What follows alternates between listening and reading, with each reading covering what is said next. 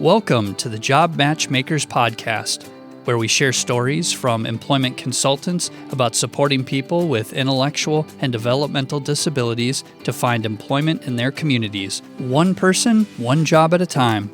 This podcast is produced by the Minnesota Transformation Initiative, a technical assistance center focused on expanding capacity for competitive integrated employment across Minnesota. We are your hosts, Sherry Healy and Brian Bajan, and we work at the Institute on Community Integration at the University of Minnesota. Thanks for joining us.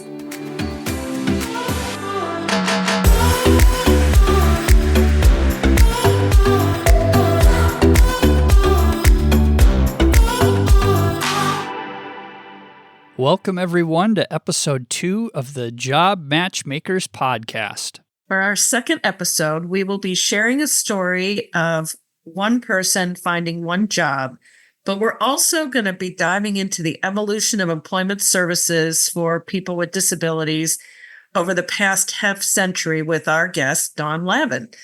Dawn is a colleague of ours at the Minnesota Transformation Initiative Project and has been working in employment services for people with disabilities in Minnesota for a very long time, actually about 50 years, and he helped to write Minnesota's Employment First policy. Welcome, Dawn. We're looking forward to our conversation today. Can you start by telling us, how did you get into this work? First, thank you for inviting me to be a part of the podcast. And I'm hoping that my 50 years I've learned a few things that I can contribute to your listeners. About my career, I would like to say that my career pathway was well-researched and planned with, impeccable milestones. But the truth is, it didn't work that way. Even my being in Minnesota is quite a story of happenstance and running into an acquaintance that I went to high school with that was going to school out here in Minnesota. And if you can believe this, he dropped my application and my name and my application to the registrar's office. And they sent me the application and I sent it back. And the rest is history. I ended up coming to school in Minnesota because of a chance meeting with a friend. And where are you from originally? I'm from New Jersey. I'm from the New York area. Now, is it true that you have a cousin named Vinny? Not only is it true that I have a cousin named Vinny, I also have a cousin named Sal, who is his brother. Actually, my cousin Vinny he's a sweetheart. He's a very easygoing guy, a upstanding Christian man, and you'd love to meet him. I hope that I get to someday. Dawn, you started your career when policy was just beginning to support services for people with intellectual and developmental disabilities to succeed in what we now call competitive integrated employment. Can you tell us what the field looked like when you started and how it has evolved over the past 50 years? Well, let me start by saying the way I connected to the field of rehabilitation is that I went through the rehabilitation counseling program, which was at that time called Mankato State College. It's now Minnesota State University at Mankato. So I had a degree in rehabilitation, and I was looking for a job in the counseling area. But I didn't want to work in the state's civil service system. I wanted to work for private nonprofit organizations. So I started my first job in 1973 as a rehabilitation counselor. And for those of you that are doing the work today, it's probably going to be hard for you to imagine what it was like. Because at the time that I started work, if people wanted to work in competitive integrated employment, they had to go through job placement services in a conventional way. So in other words, we were looking for jobs where people would be qualified to fill those positions, looking at want ads, looking at jobs that were posted. So back in 1973, we didn't have customized employment. We didn't have discovery and customized employment or supported employment. there was no such thing as job coaching. There was no such thing as assistive technology applications. Even proposing a high level of a need for job accommodations was just unheard of at that time. So really, the shocking news for you is that sheltered work, or what's often called extended employment in our state, or even waivered center-based services, these were considered innovative community options back then. We were still very much in a period of time where institutions were running and segregating people with significant disabilities. So I was working in a time when my own job as a counselor and then eventually as a manager was not guided by public policy, by research practices, what we're calling today evidence-based practices like customized employment, or dedicated funding to do this work in the ways that we know today. So it was really quite an interesting time. I'd like to share with people that I started in October 1st, 1973.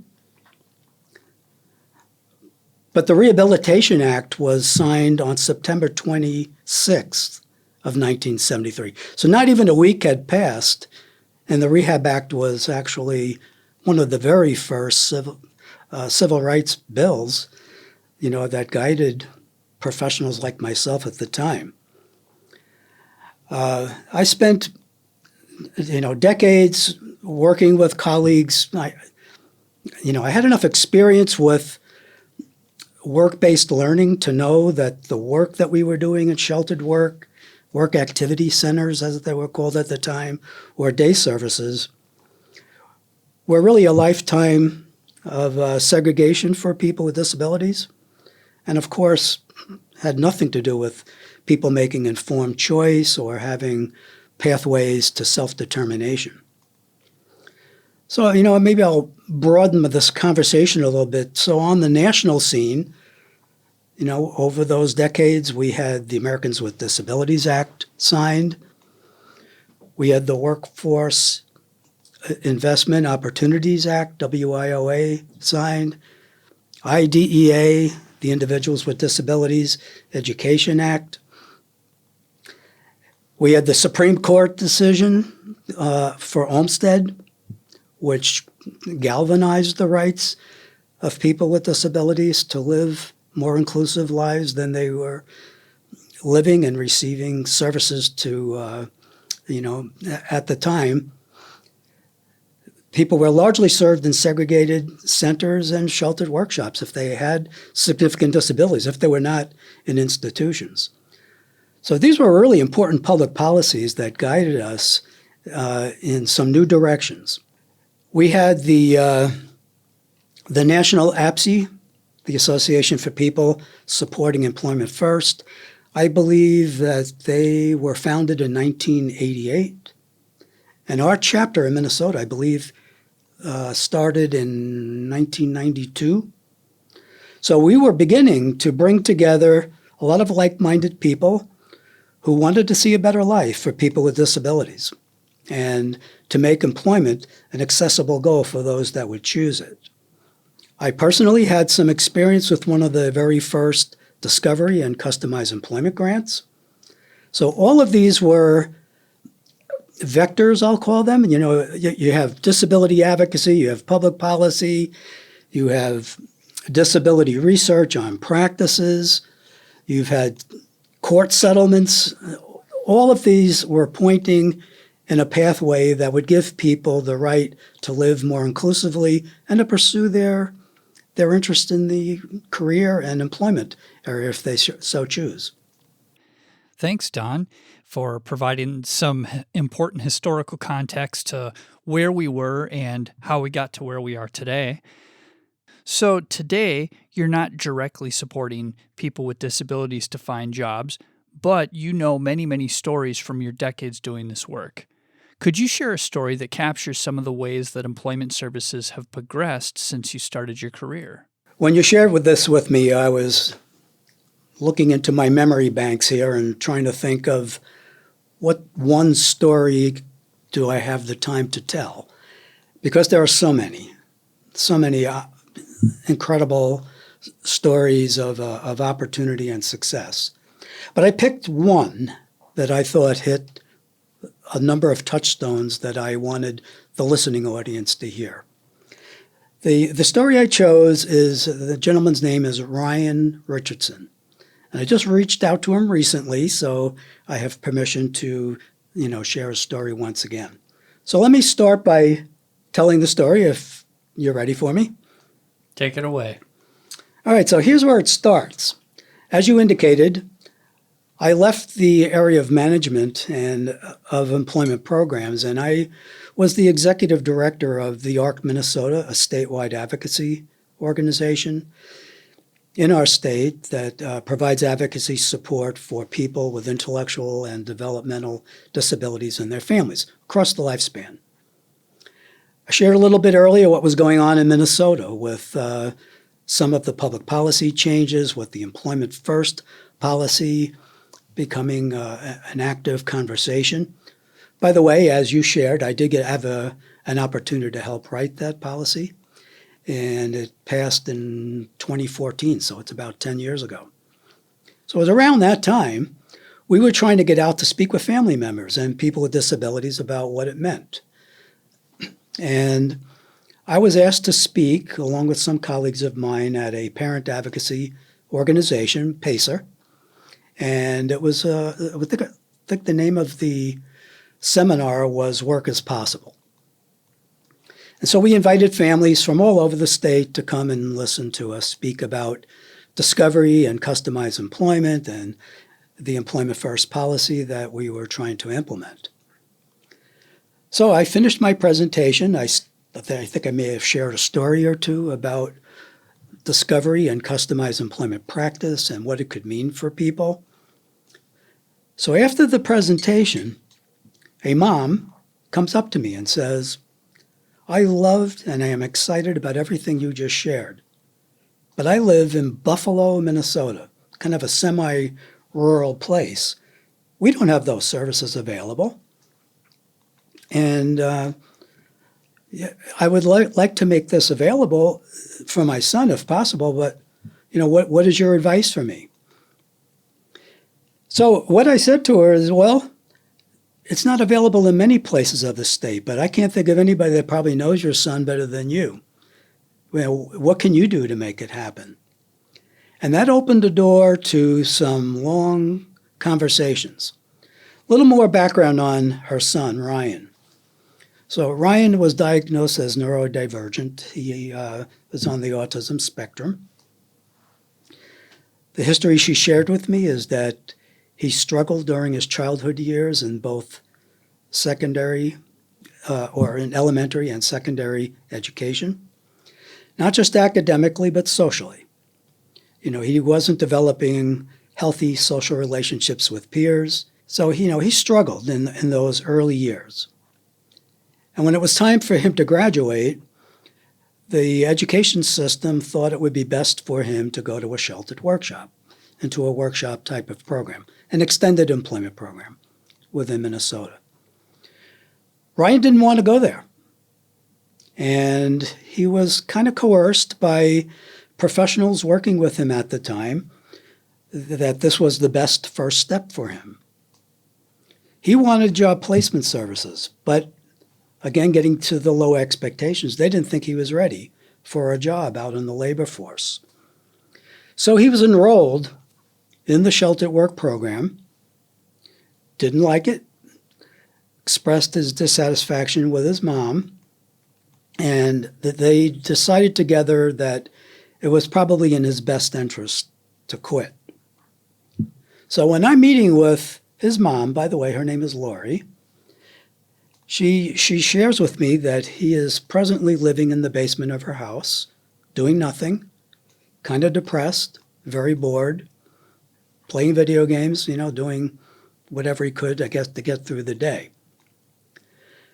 So I had encouraged Lori to think about the circumstances in a whole new way. And I should probably share at this point that he was receiving Consumer-Directed Community Supports, CDCS. So Lori did have control of some budget resources, and both she and Ryan could make some decisions about the kinds of services and supports that he needed. So based on the conversation we had at Pacer that evening, they decided to hire someone to do a discovery process with him. And, I can make this a very long story, but the short of the story is that through observations, conversations with people that knew him best, interviewing him and others, they came up with employment themes for Ryan.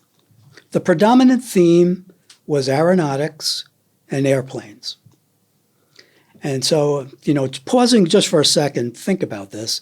He's living in Buffalo. What are you going to do with a theme like airplanes and aeronautics? It's not like they have an airport down the road from where he lived. But Ryan liked to surf the internet. So that's one of the things he was doing in his room. And they learned through some of his surfing that there was going to be a job fair down at the Minneapolis-St. Paul airport. And Ryan, his mom, and the person that did the discovery process thought, this is worth checking out. Why don't we go down and see what we can learn? Because they're following through on the theme, correct? So they go down to the job fair, and he's meeting with all kinds of airline representatives, and he comes up to the booth for Sun Country. And they start talking with him about Ryan's interests, and Ryan was blowing them away with his knowledge about planes. I mean, he knew how many seats were in a plane. He knew, what the engines are on a 727, 747. So they were like, whoa. They hired him on the spot. They hired him right on the spot because they were just blown away and so impressed with his passion for, this work. Okay, but we do have a problem, don't we? Ryan still lives in Buffalo.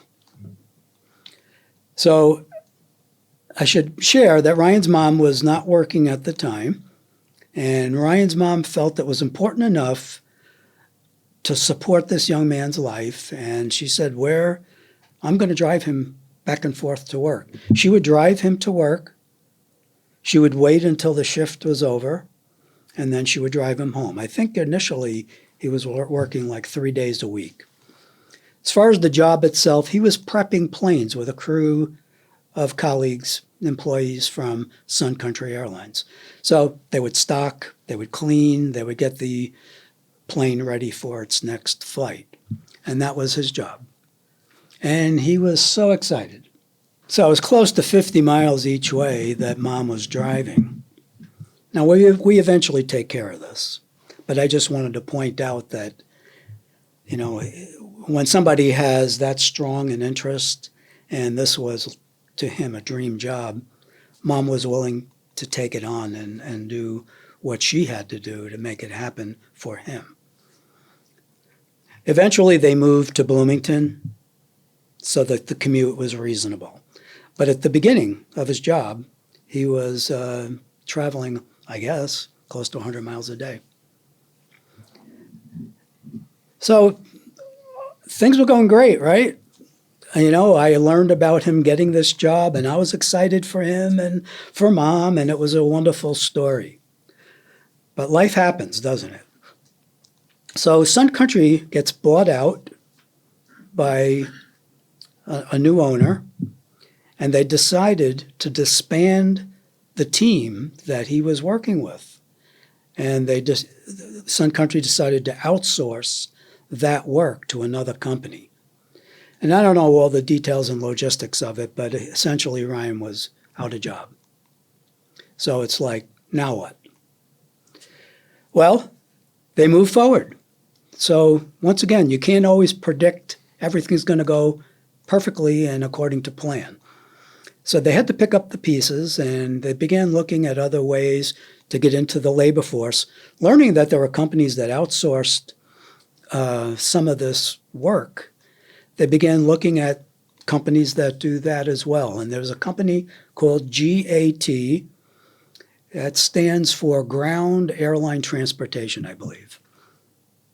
And they brought him in for an interview. Once again, they were just blown away and impressed by him and his work ethic, and they offered him a job. But this time, he was offered a job as a ticket agent. He was doing yeoman's work, cleaning planes and getting them ready for takeoff, not to do customer service and help, people with, their tickets.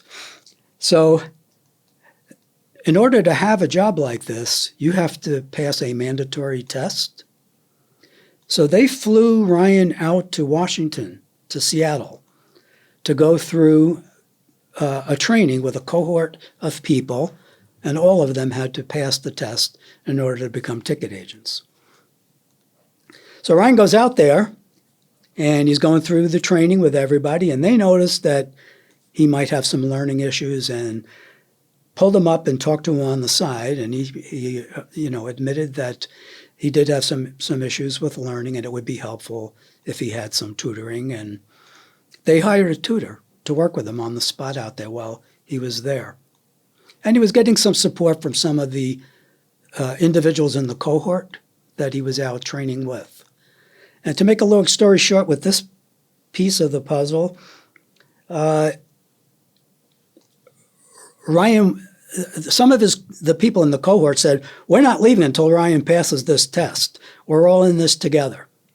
And with help and coaching and guidance from everybody there, he did pass the test. And he did come back to Minneapolis and was working as a ticket agent for several years. I kind of lost touch with him, but I was friends with them on Facebook, and all of a sudden I'm seeing a post from his mom that they're in Texas. And I thought, what is happening here? So I reached out to Lori, his mom, and she said, "Oh, yes, indeed. Ryan was doing so well there. They had been wooing him for over a year to move to Texas to do work at the branch location at the Dallas airport." And it's like, what? I had never heard of a story quite like this, where a company of anybody I was working with in the disability employment space was, being transferred, and being transferred because of their performance, because they just needed somebody with his skill sets. So what they not only transferred him, they paid his expense, and they paid the expense of his mother to move with him. So it was really kind of a fun story for me, to catch up with them, because I had not realized what had occurred. So to make a long story short, he's down in Dallas. He's still working for GAT. He is the longest tenured employee in the Midwest for this company. He's one of 4 employees certified to work on a couple of new contracts that they have. He's still earning a competitive wage. He's working 6 days a week. He uses some of the extra money he makes to, he bought a grill for himself. He bought a PlayStation for, some of his recreational leisure. I asked about how his social inclusion is going. And of course, he's in another city now. And he's very introverted. So, he connects with people on the job. But beyond the job, his mom said, that's still a bit of a struggle for him. So, but he's working 6 days a week, so he's with people continuously. His mom said he works she said he's in beast mode when he's working. When he's not on the job, it takes 2 other employees to cover the work that he's doing. He's moved on from the ticket agent. He's now a ramp agent and works with some of the luggage and the work there to get luggage moved. He's been recognized by his employer, including the CEO of the company. So it's such a cool story because it really touches on so many elements. They had to get through transportation. They had to get through a job loss because of the company leaving and, the company outsourcing his job to another source. It's really quite an amazing story. And from everything I'm hearing about this company, their corporate culture is amazing. He receives no services in Texas from a disability organization. He's completely supported naturally by the company. Mom said that there are some issues where they have to customize support around him. He's not very good at writing, and where something needs to be recorded, they provide an accommodation for that. His supervisor said if she could clone him, she would clone him because she needs more reliable employees like Ryan. So for me, it's kind of a fun story because of all the twists and turns. And it also it covers job progression, doesn't it? So it's not just that he was placed in a job or found a job and stayed in that job forever. Becoming the ticket agent, for somebody that is on the autism spectrum, becoming a ticket agent needing to work in the customer service space is kind of unusual. And, his moving and being wooed to take the job in Texas shows that, that they believe in him. From going from working 3 days a week to 6 days a week, working full time, making a competitive wage, it's really transformed his life. And Mom tells me that, he's not the same guy. When you look at him and you look at his self-confidence, the way he carries himself, he's living the dream. He's doing what he wants to do. Yeah. Wow. That is an awesome story. There's so many elements to this, but it all starts with the decision that was made early on where not to follow the standard path and to say, this doesn't feel like the right fit for me. And for then, and thinking about all of the support that he received, not only from his family, but from his coworkers, from his fellow trainees, from his employers. It's just the community has really rallied around him. And here's someone, when you think about the opportunity that would have been lost if he had stayed in a sheltered workshop, and if that was his life, it's so different than how he has blossomed and really is a role model now for people without disabilities. So it's just, there's just so much, in that story that is so inspiring and just feels like, there's a different way to do this. Spot on, Sherry. And to your point, look at where he could be or could have been, or many of his peers who would have preferred to follow a pathway where their interests would take them. I know it's a different day and everybody's talking about person-centered planning and self-determination and informed choice. And, when Ryan was brought to my attention, that was certainly not on the table as discussion points. And there's still a lot of individuals with neurodivergent abilities who are sitting on a couch in their parents' basement. Absolutely. So just taking that first step in getting to know the person and, that starting with that discovery and really running with their skills, abilities, passions, look what can happen. Yeah, responding to your point here, when somebody has an interest in a job that sounds like it's way out there, wanting to work in aeronautics when you're living in Buffalo, it would have been easy to blow him off and say, okay, now let's be realistic, Ryan. Right. Let's be realistic. So when we are today, when we are trying to identify employment themes, how often does that come up? Well, it's nice that you have an interest in this, but, is that really a viable job? Is that really a viable job pathway for you? And I know that there are many, many people with disabilities, especially those with complex disabilities, where we try to reduce, the possibilities to, maybe these jobs would be appropriate for you, but not those. It's not until we really drill down and examine the full range of possibilities that we can bring people to the correct job for them, the right job in the right space. And I'm so happy for Ryan that, that they didn't give up on this and that they did follow his interests. Thank you so much for sharing that story, Don. There was so many points that jumped out to me, and I was going to make note of them, but you already did that, right? Don't discount what a person is interested in because it could be connected to a job. Person-centered thinking, person-centered planning, supporting a person in what they really want to do, not what we think they're capable of.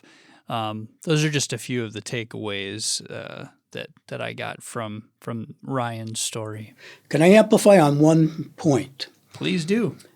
So, how often do people with disabilities find jobs or they're supported to find jobs? And we have in our Minnesota framework for employment first, engage, plan, find, keep.